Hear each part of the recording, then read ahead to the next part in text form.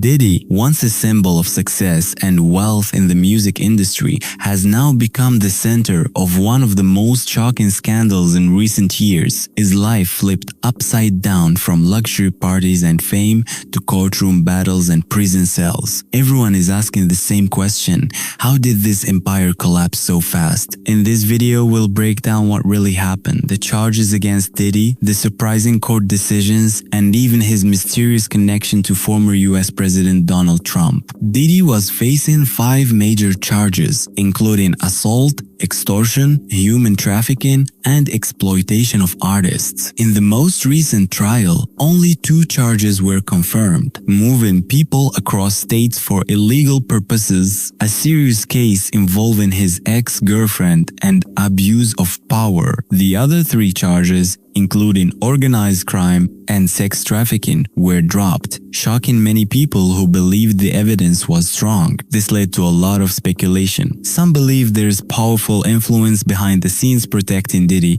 others suspect that politics and maybe even Trump are somehow involved. Host of The Apprentice, you mentioned once in 2012 that Diddy was a good friend of yours back then. He has since found himself in some very serious legal trouble. Yeah, that's true. Would you ever consider pardoning him? First of all, I'd look at what's happening, and I haven't been watching it too closely, although it's certainly getting a lot of coverage. I haven't seen him, I haven't spoken to him in years.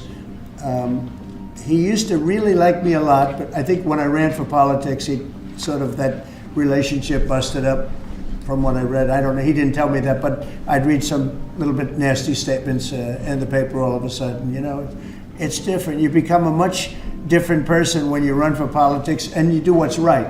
I could do other things, and I'm sure he'd like me, and I'm sure other people would like me, but it wouldn't be as good for our country. As we said, our country's doing really well because of what we're doing.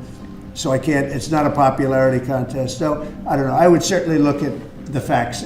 If I think somebody was mistreated, whether they like me or don't like me. Diddy and Trump were first seen together in the mid-1990s. Back then, Diddy was building his music empire, while Trump was a rising real estate mogul.